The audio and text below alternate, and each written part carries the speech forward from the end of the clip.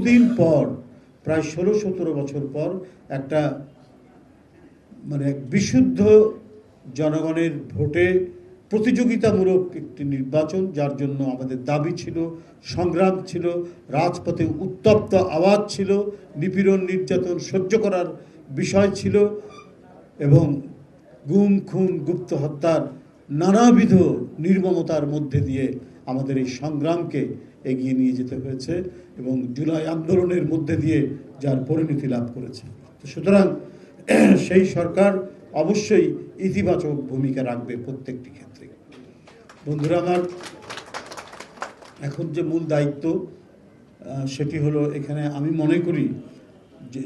যেহেতু এটা ইনস্টিটিউশনের, এখানে নানা মতের ইঞ্জিনিয়াররা থাকতে পারে, কিন্তু আমার বিশ্বাস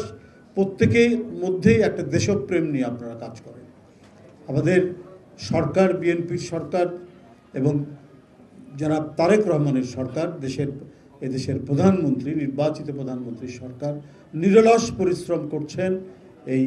জাতিকে, এই দেশকে আবারও তার পিতার মতো, তার মাতার মতো নিজের পায়ে দাঁড় করিয়ে স্বনির্ভর বাংলাদেশ করে আত্মনির্ভরশীল একটা জাতি হিসেবে গড়ে তোলার নিরন্তর প্রচেষ্টা চালিয়ে যাচ্ছে। আমরা যারা দেখছি, ভেতর থেকে দেখছি, যারা বাইরে থেকে দেখছেন, আমরা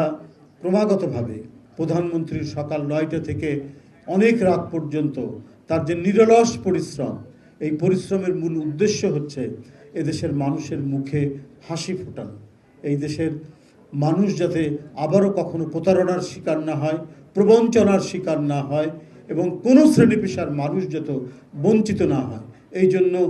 বহু মানুষের সাথে, যারা বিদ্বজ্জন, যারা গুণী মানুষ, তাদের সাথে কথা বলছেন,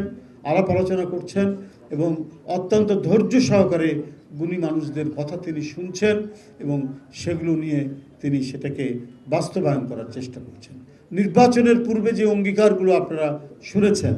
আপনারা তার বক্তব্যের মধ্যে দিয়ে পেয়েছেন, বা বিএনপি যে 31 দফা থেকে শুরু করে নানাবিধ যে অঙ্গীকারনামা জনগণের মধ্যে দিয়েছে, জনগণকে অবগত করেছে, সেটার যাতে যথাযথ বাস্তবায়ন হয়, যথাসময়ে বাস্তবায়ন হয়, এই নিয়েও তার